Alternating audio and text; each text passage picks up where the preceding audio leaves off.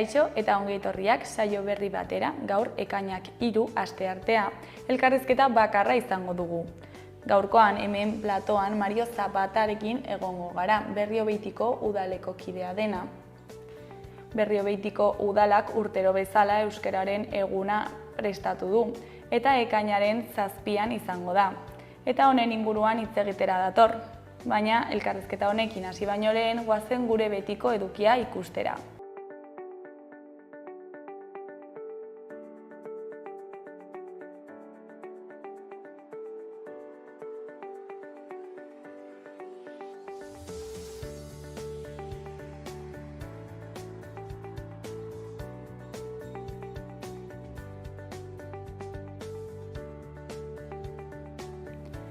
Goazen gaurko efemerideak ikustera.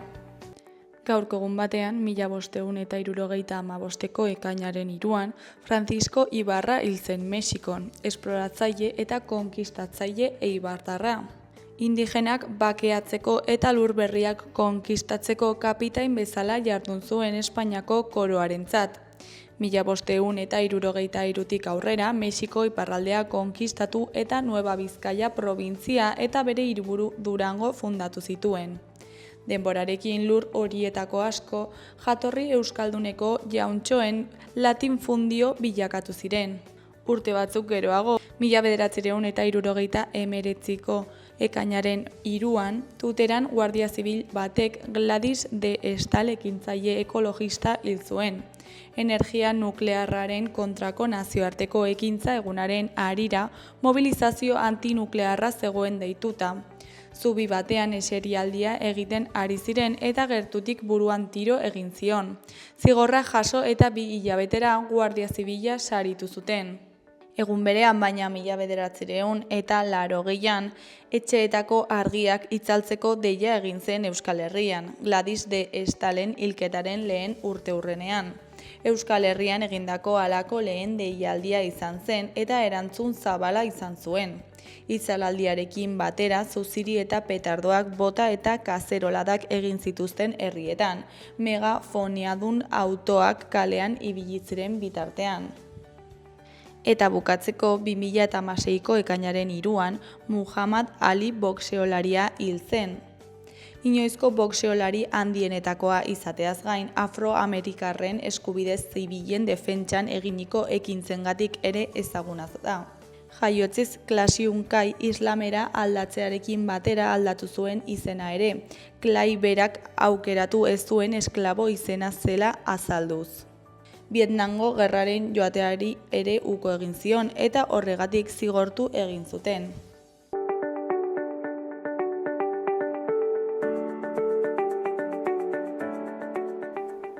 Errepasatu dezagun aste honetarako agenda. Ekainaren 4an, asteazkena, Porrotx, Marimototx, Pupu eta Lore laukotearen ikuskizuna egongo da, ostirala iritsi da izenarekin, 5:00 Patxi Larrainzar ikastetxe publikoko patioan. Ostegunean ekainaren 2an, Aroztegia, Urdaibai eta Marienearen kasuak aztertuko dituzte mahai inguruan arratsaldeko 7etan Nafarroako Antzerki Eskolan. Eider Gotxik, Gorka Laurnagak eta Joana de Txartek parte hartuko dute. Ostegunean baita ere Oko Andre Maria plazan arratsaldeko 8etan kantu eta hitza programazioaren baitan IUZ hirukotearen kontzertua egongo da. IUZ 2021an sortutako hirukotea dugu, aspaldiko lagunez osaturikoa. Pop rockaren bueltan sortzen dituzte abestiak, melodia argitsu eta soinu zikinak landuta. Duela gutxi kaleratu dute lehendabiziko lan luzea, Esperoan izenekoa. Ostegunarekin bukatzeko, Arrosadiako liburutegi publikoan, arratsaldeko 6etan, Migratzaileak izeneko haurrentzako ipuina eta solasaldia euskaraz egongo da.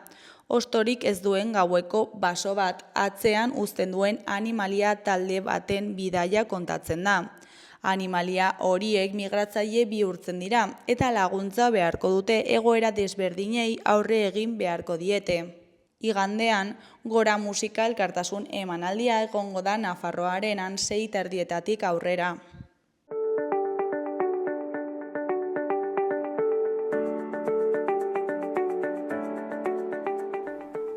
Ikus ezagun gaurko egunkarien atzalek zer dioten. Diario de Notiziasen titular nagusian konstituzionalak ez du epaitzen legegilearen asmoa eta amnistia legea bermatzen du. Epaiaren zirriborroak azpimarratzen du arauak ez duela konstituzioa urratzen, itun politiko batean baitu jatorria.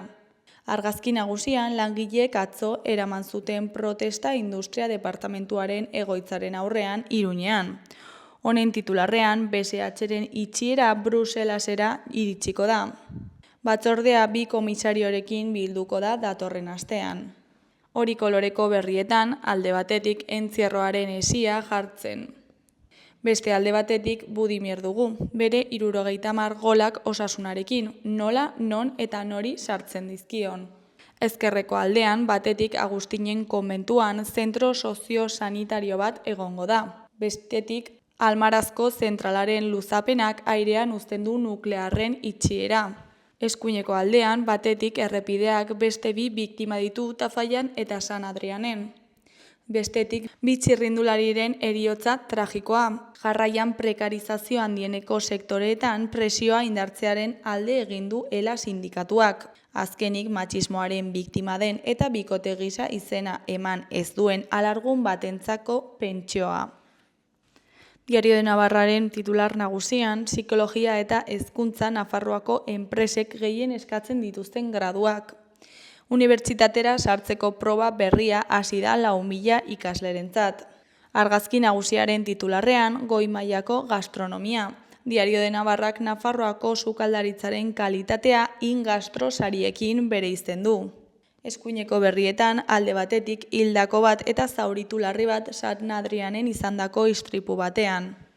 Beste alde batetik Tafallan kuad baten aurka talka eginda hil eginda. Jarraian konstituzionalak amnistiari egindako abalak bertan behera utzi du Puigdemont. Goiko aldera bagoaz batetik entzierroaren hesia ikusgai dago jada Iruñean. Bestetik Osasuna, frakturatzen dituen aldagaiak. Azkenik Unai Ramos Nafarroako itzuliko erregea.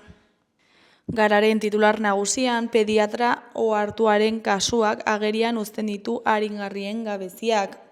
Botatzen dugu elkarteak salatu duenez, Osakidetzak pediatra bati ohartarazi zion bere bizitzaren amaierako prozesuan neska bat hartatzeagatik. Plataformak baliabide gehiago eskatzen ditu aringarrietarako. Argazki nagusian, Jaialai frontoian jokatu zen partidaren aurreko unea dugu.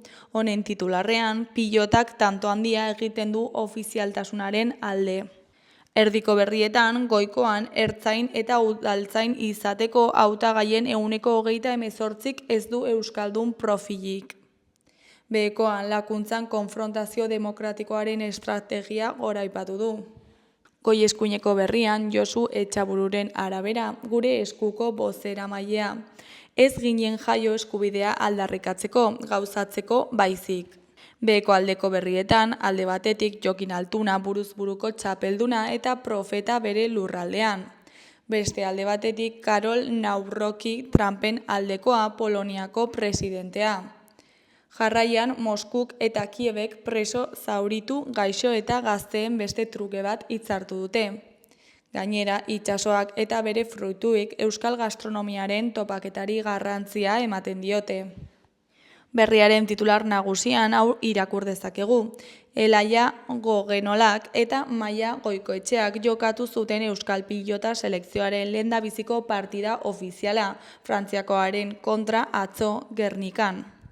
Honen titularrean lehen pilotakada ofizialak. Euskal selekzioak lehendabiziko aldiz jokatu du nazioarteko esku pilota federazioak antolatutako txapelketa batean, eta 2 garaipenekin hasi du ibilbidea. Goiko aldean Jokin Altuna dugu, txapel gehiago nahi dituela txapeldunak irakur dezakegu. Beheko berrietan alde batetik konfrontazioaren bidean segitzeko eskatu duelak. Beste alde batetik Espainiako Auzitegi Konstituzionalaren arabera amnistia legeak konstituzioa betetzen du. Jarraian Bilboko Arte Ederraren Museoak paper gaineko arteentzako gune bat izango du. Gainera, milaka lagun elkartu dira Euskal Eskola Publikoaren jaian. Bukatzeko Osakidetzak kargu hartu dio pediatra bati hiltzear zen haur bat lanorduz kanpo hartatzeagatik. Euskal Herria Irratiari dagokionez, titular nagusian, emakume batek etxegabetzeko agindua du biharko Iruñeko Aldezarrean. Etxebizitza sindikatuak jakinarazi du Iruñeko San Lorenzo kaleko 17. zenbakian bizi den Ana Belen etxetik bota nahi dutela etxebizitzaren jabeak. Alokairu kontratua amaitzen zaio eta 7 etxebizitzatik gora dituen nagusiak ez dio berritu nahi. Emakumea egoera zaurgarrian dago. 75% desgaitasun aitortua izateaz gainera minbiziari aurre egiteko tratamendua jasotzen ari da. Eskuineko aldeko berrietan, goikoan, Kingdom Hearts, Pandemic eta Locked Out eta Elkano ihes jokoak. Bideo-joko bat, mahai joko bat eta biles joko ezagutu ditugu gaur Joritz Albertosen eskutik. Ez galdu. Behekoan, Aitziber Garmendia sortzen elkarteko kidea denaren arabera, Nafarroako gobernuak ez du interesik euskara Nafarroan zabaltzeko. Faltseseko 11 familiak ikastetxe publikoan datorren ikasturtean D ereduko lerroa irekitzea eskatu dute, eta Hezkuntza Departamentuak ukatu du eskaera toki falta argudiatuta.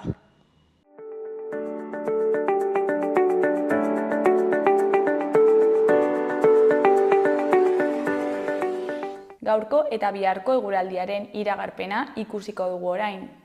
Gaur, asteartea, eguraldi freskoa eta ezegonkorrarekin jarraituko dugu. Goizean, han-hemenka euri pixka bat egingo du eta modu sakabanatuan ekaitzak jo dezake. Nafarroan berriz hodeitza nahiko zulatua egongo da. Arratsaldean, ordea, ezegonkortasuna areagotu egingo da eta ekaitzatarako joera hartuko du aroak, batez ere barnealdean. Araba hegoaldean eta Nafarroan zaparrada handiak izan litezke.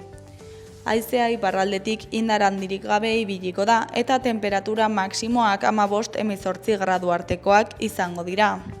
Giroa egonkortuz joango da, naiz eta oraindik euri pixka bat egin dezakeen. Eguerdi partean eta arratsaldeko lehen orduetan oro har hodeitza zulatuago egongo da eta ondorioz temperatura maksimoak igo egingo dira eta 20 gradu ingurukoak izango dira. Baliteke han-hemenka euri pixka bat egitea, probabilitate handiagorekin goizaldean eta arratsaldetik aurrera mendi inguruetan. Haizea ipar edo ipar-mendebaldetik ibiliko da.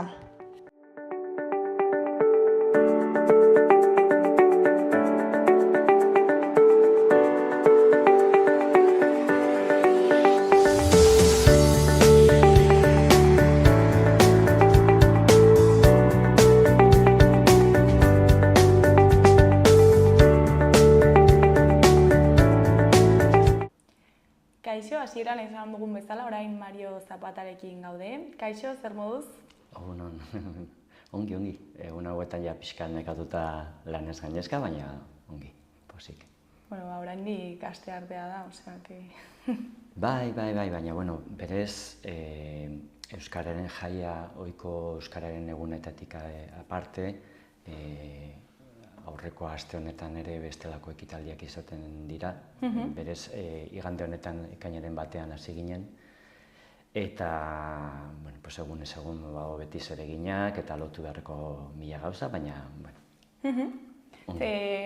Asteburu honetan, okerez banago Euskararen berriogeitiko Euskararen jaia ospatuko duzu, ezta? Bai, esan bezala, Euskararen eguna berez ekainaren 7an ospatuko dugu, Larragetarrian, baina aurreko aste honetan zehar ere izan ditugu bestelako jarduerak. Igande ekainaren batean egin genuen orientazio proba bat, Euskararekin lotutako orientazio proba bat Larragetarrian bertan. Atzo astelehenarekin izan genuen ere musika emanaldi bat, Orreaga musika eskolako ikasleen aldetik, prestatu zuten ikuskizun bat euskarazko kanten bertsioekin eta hori. Eta gero, ostegun honetan bertan ere, ekainaren 5ean, badugu auzokida dugun Josune Aznarez idazlearen hitzaldi bat, Pirinetako euskararen inguruan, bera azkenengo urteetan ikerketa lan politia egin du Erronkari eta inguru hortako euskararen inguruan, eta auzokidea dugunez, Artikan bizi da, konbidatu egin genuen bere lan aurkezteko eta hitzalditxo bat eginen du Artikan. Bueno, gero sartuko gara sakonki egitarauarekin, baina azaldu guzu pixkat testu inguruan jartzeko zer den euskararen jaia, zergatik egiten hasi zen? Bai, aspalditik datorri ideia, berez euskararen jaiaren proiektuan 2008-2009an hasi zen, garri hortan udaletxean zeuden zinegotzien aldetik salako gogoa eta beharra ikusten zuten euskararen gaia nolabait lehenengo planoan jartzeko, eta hortik sortu zen euskararen jaiaren hasierako ideia hura, ez? Eta pentsa 2009-tik 2009an ospatu zen lehenengo aldiz, urte asko pasatu dira ja, eta bada nolabait Berriobeiti izendean nahiko egonkortuta dagoen jai bat eta erreferentzia handikoa, ez? Eta zer nolako bilakaera izan du honek? Eta harreraren aldetik jaiare nola evoluzionatu du? Bai, hasieran proiektua hasi zenean bere zumetasun hartan eta batetik bazegoen igual jendearen aldetik nolabaiteko bizipena beraien jaia zela, eta hortan lehenengo momentutik eta dezente inplikatu ziren bertako ereitarrak, euskaltzale sentimendu zuten pertsonen aldetik, hori izan zen nolabait beraien bizipena ez, zerbait egin nahi dugu euskararen alde, eta orduan festa hori izan zen pixka bat bilgunea, nolabait euskararekin sentsibilitate zuten pertsona askorentzat, ez? Eta hasieran festa, pixkat sumeagoa zenbakin aldetik bazen ere, urtez joan da hartzen nolabaiteko ja referentzia, ja mundu guztia daki urtero ospatzen dela euskararen jaia. Normalean gurean berez udalerri konposatua den heinean dira 10 herri gurean, orduan ez dago berez jai bat Berriobeiti udalerriaren jaia, bada zendearen jaia, hori bada, hori ospatzen da iraian, baina horretaz gain guztiona referentea dena, nik uste referentzia handikoa da euskararen jaia. Eta zenbat herri daude, 10 esan dituzu, baina zeintzuk dira? Bai, Berriobetiko zendea, bada garai batean Ansoaingo zendea izan zena, desegiten joan zen, Ansoain eta Berriozarrek bere bide hartu zuten, eta hor zeuden gainontzeko herriak gelditu ziren Berriobeiti udalerriaren Eurietako edo Guardasolaren azpian, eta bertan hor kokatzen dira 10 herri, hasten direla Artikatik, eta gero joaten direla nolabait Ezkabaren beko hortatik, ingurune hortatik hartzen, eta hor daukagu Artikatik aparte, Ainsoain, Berriogoiti, Berriobeiti, eta gero hor beste alde bietan dauden herri txikiagoak direnak, Baiariain, Oteiza, Elkarte, eta beste aldean Ainezkar, Larrageta eta Lotza. 10 herri dira orotara, batzu oso txikiak, 20 gutxi biztanlekoak, eta beste batzu Artikaren kasuan, Artika Berri auzoarekin, 4.000 biztanleen bueltan, nolabait izaera urbanoa daukan herria, ez? Horre gurean kontraste handiko errealitate dira, zen Artika Berriko errealitatea oso lotuta dago Iruñearekin, oso gertuta daude, Bustintzuri eta Artika Berri kale baten zeran bueltan banatzen dira, eta hor ditzaera auzo eta hiri giroa da, eta berriz nolabait zonalde horretan ditugun herriak nekazari giroko dira, batzu esaten zut 30, Larragetaren kasuan zateko aurten festa hor ospatzen da, 100 biztanlera ez da iristen, eta hor inguru horretan landa giroko bizitza dago, soroak eta ikusten dira hektariak eta hektariak, eta badago jendea gainera hortik bizi dena, ez? Osa, pixkat isolatuak daude hori errepidearengatik, ez? Bai, horrek Gipuzkoa etorbidea beti banatu ditu herriak bi aldetara, ez? Batean izan ditugu nolabait Eltzumendiaren magalean dauden herriak, eta beste aldean Ezkidi eta Lotzako Urmaelaren horren bueltan dauden beste herritxoak, ez? Orduan, berez geografikoki distantzia handia dago gure udalerrian, bada sekulako edapena daukan udalerria, eta nik esango nuke gainera izanen dela Iruñerriko errealitate honetan ez ezagunitarikoa. Jende asko segurazki ez du ezagutzen hor inguru honetan udalerriko mankomunitate barruan dauden herritxo txiki horiek guztiak, eta esango nuke galtzen dutela altxor bat, zen egia zinez, badia harri zoragarriak, ikusten dituzu eta berez bere arkitektura, bere nitze zarrak eta hori, ikaragarri polita dira. Eta gero, aipatuzu urte bakoitzan herri batean egiten dela Euskararen eguna, ezta? Ez dakit nabaritzen den aldaketa, adibidez, Artikaberrin ospatzen denean, edo hoietako herri batean ospatzen denean, harreraren aldetik esan nahi dut?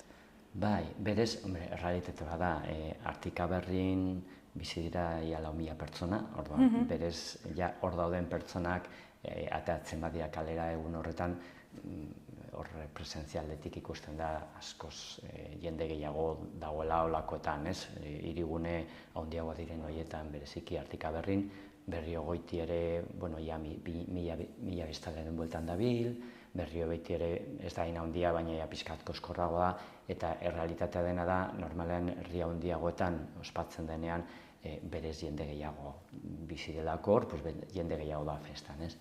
Baina herri txikitara, onbeste jende ez bada eten ere, beti nik esango nuke badagoela pertsona multzo bat, orla oso euskaltzaleak eta euskararekin implikazio handia daukatenak, eta edozein herritara joaten direna, ez?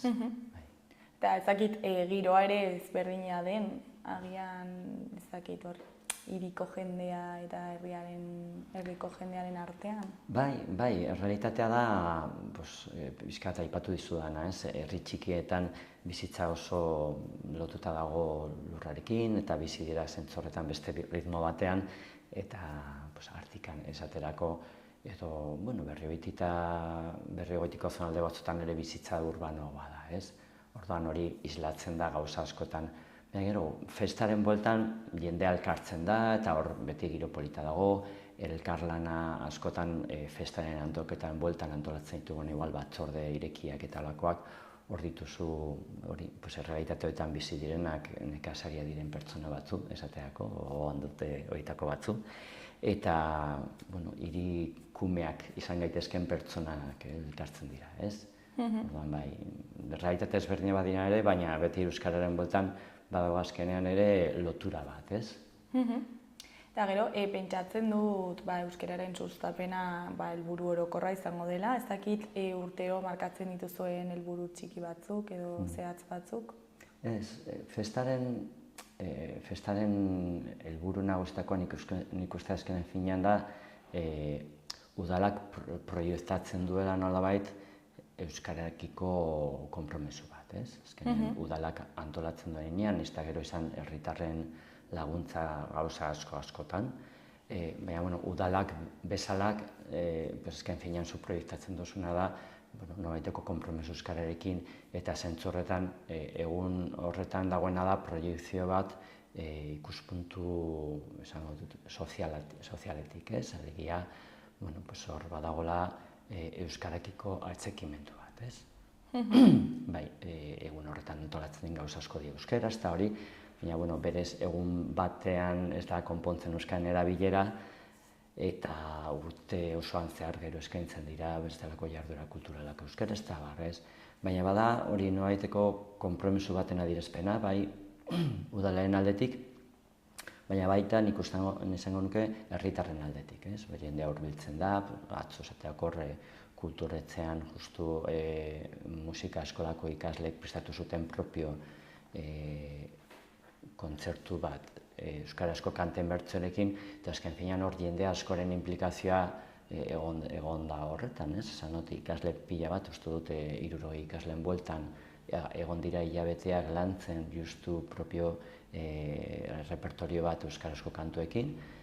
Orduan, hor eta bai bere familiak, hor azken finean dago konpromiso bat euskararekin, ez? Eta urtero ezakit jarduerak aldatzen diren, ez aurreko urtean mintzodromo bat egin zenuten, aurten ezakit zerbait berria proposatu duzuen?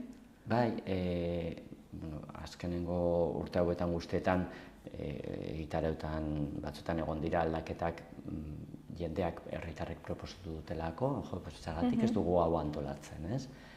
Eta orduan, kaso batzuetan, gauza probatzen dira, funtzionatzen dutenean mantentzen dira, eta bestetan nik uste askotan ere gertatzen dena da nik uste jendea nekatzen dela errepikatzen gauza berdinak eta orduan aldaketak egoten dira, ez? Esateako hor mintzodromoa antolatu genituen azkenengo 3 urteetan antolatu mintzodromo bat nolabait pixka bat proiektatzeko ditugun mintzakide taldeak, baditugulako azkenean 3 talde martxan gure zendean. Orduan bazen modu batean nolabait hori proiekzio bat eman eta elkargune bat egotea ere mintzodromerren bueltan pertsona horientzat, ez? Baina azkenengo urteetan ez dut, egin dugu, elkar ezagutzen dugu eta horren beharrik, ez? Eta aurten zetako lehen aipatu duan, udal musika eskolaren ikasleen kontzertua izan da eskolako proiektua, eskolak bere kabuz pentsatu zuen, zein izan daiteko gure ekarpena urten, ez? Beste urte batzuen zetako trikitiza ikasle guztiak egin zuten kalejiraren bat, eta aurten esateko bereien proposamen berri izan da. Hitzaldiena, aurten lehen aipatu dut, ez? Justu gure auzokidea den Josune, lanean ari zenez eta horren bueltan proposena izan zen bere lana aurkeztea. Eta orientazio proba, lehen uste dut aipatu dut, azkenengo 3 urte hauetan errepikatu izan dugu, bada gauza berria eta gainera nik uste horrek daukan espirituarekin ez dela inoiz holakorik egin. Gunekin bilatzen duguna da festa ospatzen den herriaren bueltan egon daitezke euskararekin lotutako elementuak, bai toponimia, bai etxeen izenak eta halako gauza historikoak, baina historikoak lotua daudena euskararekin, horren bueltan antolatzea orientazio proba bat eta jende biltzea familia giroan gainera hola izaten delako nagusi mendian bueltan eta aurkitzen horre gauzak mugarriak eta hau da, begira errekaz daki zer, bada modu bat ematea beste espiritu batean ere euskarari balio hori, ez? Jendeak ezagutzea gure ondare horrelako orientazio proba baten bidez. Orduan, justu azkenengo urteetan egin dugu eraman festa ospatu den herrietatik, zorionez gurean oso edapen handiko udalerria denez, badaukagu ingurune ikaragarriak eta gainera oso toki politak, jendea asko gozatu zuen, ia 60 lagunen bueltan hartu zuten parte proba horretan, eta jendea oso pozik zen azken finean horri eskera aurkera izan zuten ingurunea ezagutzeko, naturan ibiltzeko eta...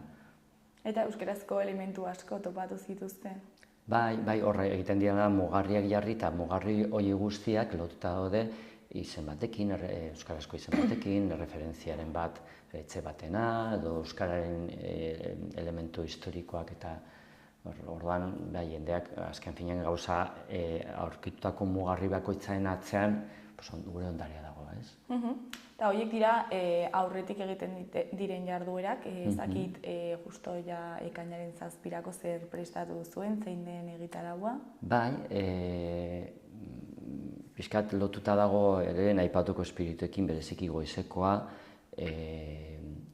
aurten esateko badaukagu udalean udal pilota eskola bat, eta horko ikasleek plantatu zuten egitea beraien txapelketatxo bat, zumea, aurrak dira gehienak, eta bere modu azken finean ere lotzea jarduera euskaraz egiten direnez, bereiek esateko oso gertu bizi dute festa, eta proposamena izan zen guraso batzuek, zergatik ez dugu sartzen hau programan, ez? Orduan, programa eguna hasten da horrekin, lehiaketatxo, txapelketatxo moduko bat ikasleen artean. Ondoren ere, hemen modu voluntarioan aritzen den beste dantza talde bat, ez dela dantza talde bat aluso, baina bada horre elkargune bat, hor pertsona batzu euskal dantzen bueltan biltzen dira urtean zehar, hori ere bereiek eramatun festara, gure zendean dauden musikari batzu propio biltzen dira egun horretan jotzeko, eta hemen daukagu artikan erraldoien konparsa, eta hori konparsa nahiko egonkortua, eta gero berri bitin daukate konparsa txiki bat ere, erraldoien konparsa txiki bat, orduan horiek ere bere ekarpena ditute festan parte hartzen, eta orduan goizekoa horren bueltan egituratu dago, gehi egiten den kuadrilen arteko herrikirol txapelketatxo bat, ez? Eta gainera bitzia da, zen azkenengo urteetan buletu zaigun modu bat integratzeko hor bertsolaritza, orduan proba horien, herrikirolen proba horien kronika, bertsoen bidez egiten du bertsolari batek. Orduan, bada, bere ekarpentxo bat ere, bertsolaritza bestelan, igual, udalerrien askotan, Iruñerria bezalako tokietan, agian ez gaude oso gertu bertsolaritzarekin, ez? Ez dago hain presente beste tokietan ondaiteke zen, orduan burutu egon hori integratzea ere herrikirolen bueltan, eta orduan goizekoa daukagu bereziki elementuien bueltan, ez? Pilota, dantza, musika erraldoiak eta herrikirola, ez? Eta gero ja arratzaldean, bazkota gero egiten dugu bi espazio banatu, batetik aurrentako espazio bat bereien bazkaria bukatzen den momentutik tailer pila batekin, Dindaiaren eskutik antolatzen dugu jolasgune erraldoi bat, eta horregoten dira bai txikientzako gauza pila bat, bai tailerra, txokoak eta lakoak, eta gero pixka bat ere ja koskorrago diren erabentzako beste espazio bat ere, horre mai jolasak eta lako beste elementu batzu bere intzeti zentezke interesgarriagoak. Eta horren bukaeran ere egiten dugu talo tailer erraldoi bat, non parte hartzen duten bai txikienak eta bai pixkat koskorrago direnak, gustatzen zaie guzti erraditzea eta bide batez merendatzea. Eta paraleloan, horrek bere bidea dauka, gero talo tailerren ondoren egiten du ere magia ikuskizun bat ere pixka bat aur neraben espazio horren bukara bezala, eta paraleloan gero helduentzako bazkari eta gero egoten da kantuz herrikoia saio bat, horre gartzen dugu beti pertsonen bat, horra dinamizatzen duela, eta aurten ekarriko dugu Jaione eta Jon bere familiekin, beren seme-alaba kantatzen dutelare, eta orduan kantu tradizionalen bueltan jendea bazkalo eta gero egiten duelako kantu zea bat. Jendea, bakizu hor, bazkalo eta gero jendea gustatzen zaio hor kantu saritzea, eta politia ezetan da hori zaio hori, eta gero ondoren baukagu dantzaldia gabezin taldierekin, azkenengo urtean gurekin aritu dira, eta oso, ez dakit jendea oso pozik dago taldearekin, eta bukatzen da festa, bukatzen dena dantzaldia hor daude bokata gune bat, eta gero ondoren elkartean Sabia bezalari DJ-arekin ere saiotxo bat eguerdi arte. Eta ez dakit gero egiten duzuen festaren balorazioa, jendearen, ez dakit euskararen erabilaren balorazioa, ez dakit hori neurtu daiteke, baina... Nik uste, festan antolatzen diren elementu guztiak lotuta daude euskararen erabilarekin. Eta esateako aur eta nerabeen espazioa esateako gure apostua izan da azkenengo urte hauetan, ez izatea jolas espazio bat, puzgarriak, ez dakiz eta bestean, baizik eta norai pixkat erdibideratuta dagoen espazio bat. Orduan hor daude monitore pila bat, eta jarduera guztien bueltan esateako, esken finean da, euskaren erabilerekin lotutako tailer eta jarduerak. Orduan, hor gu bai, hausnarketa hori egin dugu, ez dela bakarri elkargune bat, baizik eta eragiteko espazio bat, lehen aipatu dena, bazkaldu eta gero, bazkarian parte hartukute pertsona askok ez dakit euskeraz. Baina, kantu saio horren bidez, lortzen dugu euskal kanta tradizionalen bidez jendeak ere euskaraz aritzea. Orduan, helburua izan gabe euskararen erabilako egun bat izatea, baina bai egitarauan eta filosofian hori oso presente dago, ez? Jarduera guztietan, lehen aipatu da, herri kirola, baina bertsolari batekin lotua, ez? Bertsolari da kronista. Orduan, presentea oso presente egoten da festan, ez? Gero, esken finean, gero harreman interpertsonaletan jendea egiten du hori lotutago bere eguneroko ohiturekin, baina bai, espiritua hori oso presente dago festan, bai. Osea, musikaren bidez ere bideratzen duzue jendea erabilera da. Bai, eta DJ bat ekartzen du, baina ez dugu ekartzen DJ bat beti erderazko musika jarriko duena.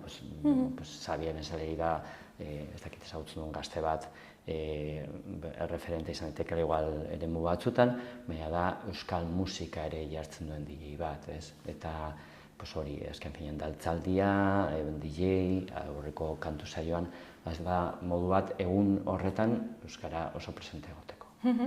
Eta urtean zehar, badakizue herri hauetan zer nolako erabilera eta ezagutza dagoen?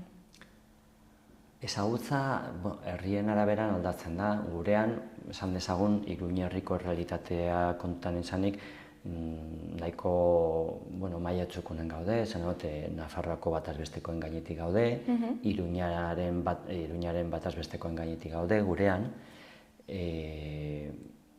Ez da zonalde bat berez euskalduna, azken finean Iruñerriko komunitatean gertatzen den bezala euskara aspaldi galduta dago, eta nolabait batetik helduaroan ikasi duten helduon bidez eta eskola sistemaren bidez euskaldundu diren haur eta gaztetxoen bidez nolabait osatu da gaur egungo euskal komunitate hori, eta gurean esango nuke esan bezala datuen aldetik ditugun datua dira gurean Nafarroa eta Iruñiko batazbesteen gainetik gaudela, ez?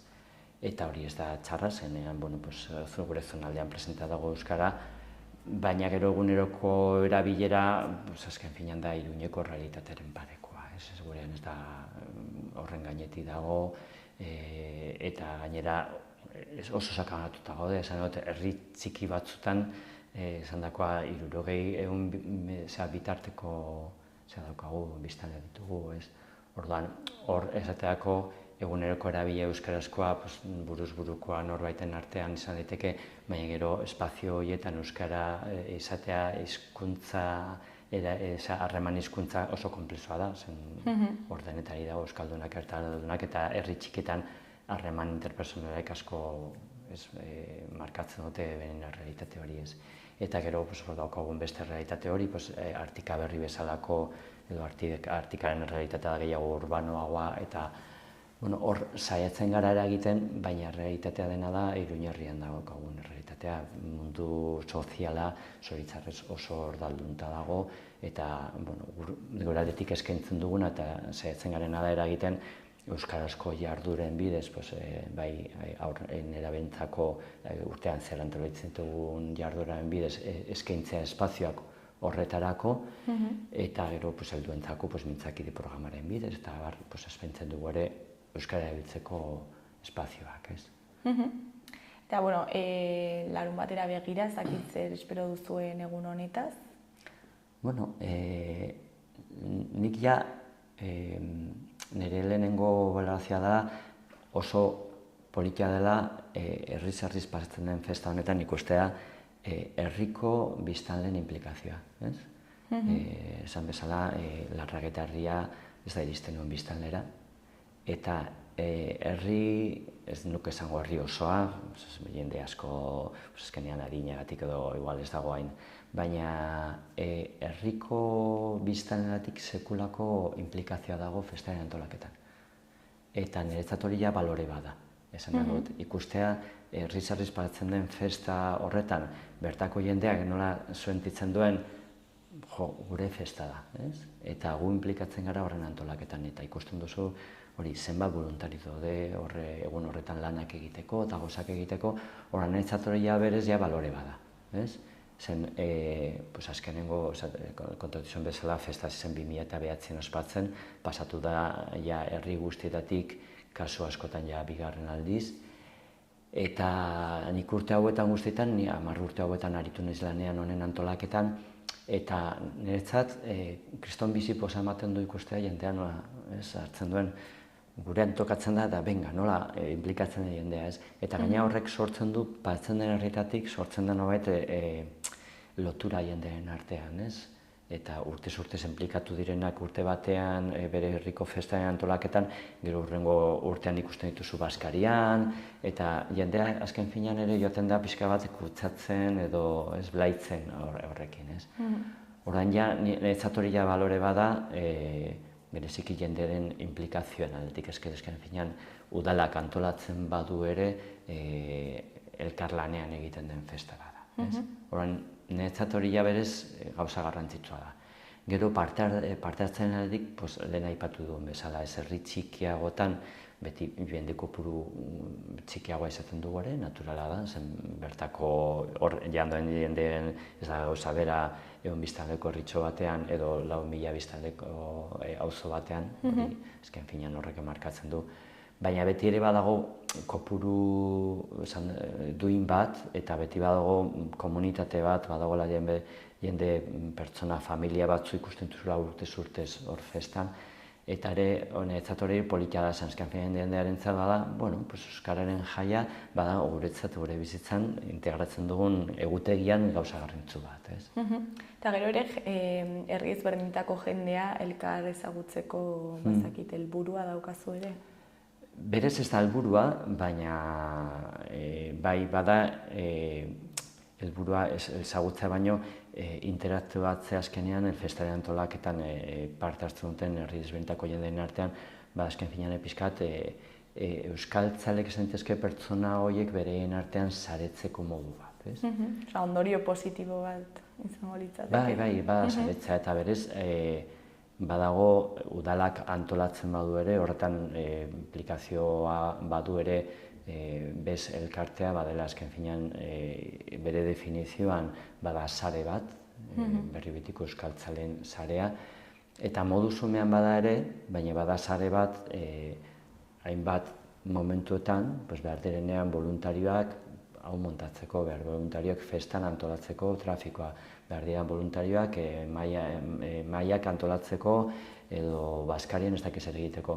Orduan, berez modu saretu horretan, pertsonaia guztiak momentu desberdinetan inplikatu direnak bere herriko jaiaren antolaketan eta hori, azken finean ere sare kutsu hori badu, bereziki behar denean jendea zebertarako, sare horretan bez elkartenen sare barruan botatzen zu proposena eta normalan beti dago jendea prest lan egiteko eta gauzak egiteko. Orduan, saretze helburua ere badu.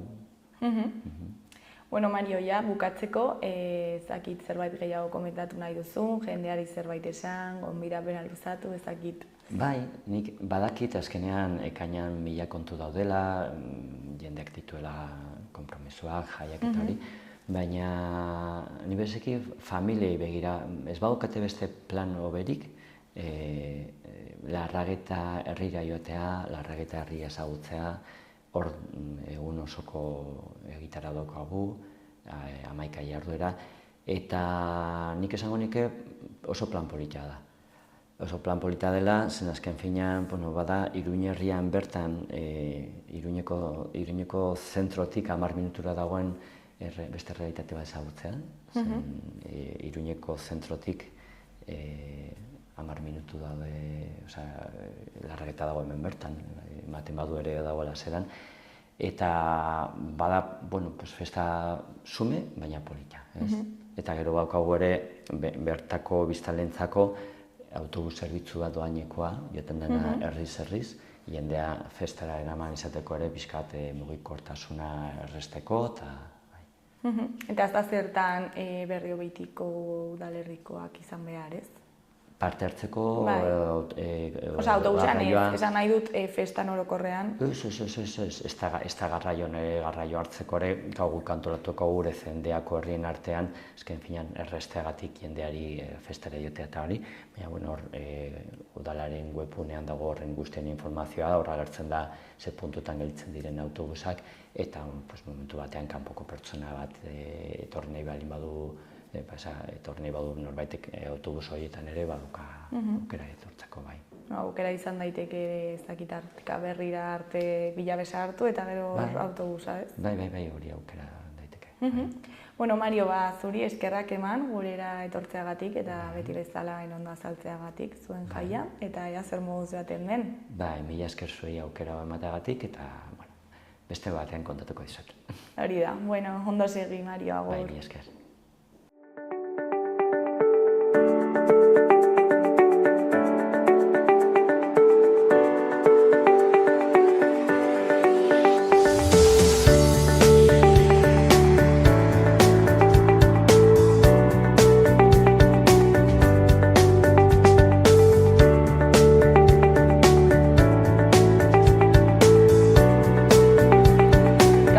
Hau izan da dena, bihar itzuliko gara eduki eta elkarrizketa berriekin.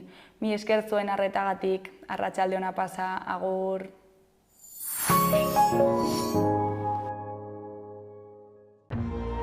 Gobierno de Navarra. Nafarroako gobernua.